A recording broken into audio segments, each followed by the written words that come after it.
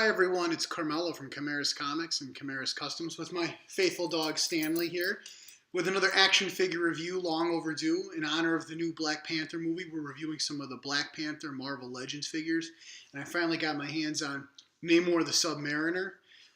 In his classic costume, if you can call it that. Even Stanley is impressed with just how detailed this costume is. But in all seriousness, this figure is actually really awesome. I've wanted a classic Namor for a really long time because I'm a big fan of the original Defenders, and this is kind of what he wore, when I was growing up reading the Kurt Busiek Defenders run, and so this is kind of how I always pictured Namor.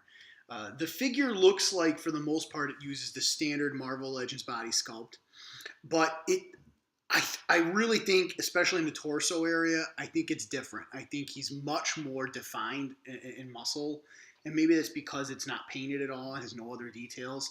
But I really do think if you look here, particularly in the ribs, you can see just how deep the ribs go. Even his abs seem to be more defined than normal, and I think that's great because all the superheroes have that exaggerated musculature, but Namor in particular should have a real chiseled features. Even the head sculpt, as you can get a closer look here, the head sculpt is fantastic.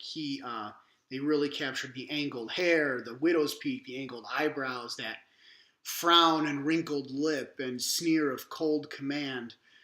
Tell that well those passions its sculptor read. Bonus points if you know what poem I quoted. In any case, also worth noting is this awesome Trident. This is completely badass. It makes the Tridents that came with the Aquaman movie figures look, I don't want to use anything too sexual here, but definitely limp by comparison. This has this cool conch shell grip here, presumably for punching your enemies right in the face.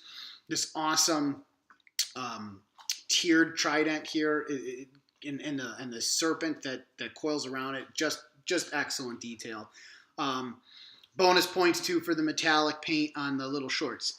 Some of the shortcomings of the figure, they didn't paint this figure at all. This is just cast in a clear, in a flesh tone plastic, and it's a good one. It's not overly fair. He looks.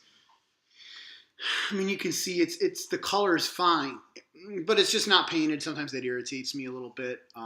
I realize, they might be cost prohibitive, but anyways, that's what's fun about customizing. So maybe we'll give this guy a little wash, see if we can make it a little more realistic. Another great thing about this figure is comes with some alternate features. I don't remember when Namor had a beard, but if you can tell me when he wore this, please let me know in the comments. Really cool about this is you can see the hair waves back as if he's swimming. So that's pretty neat.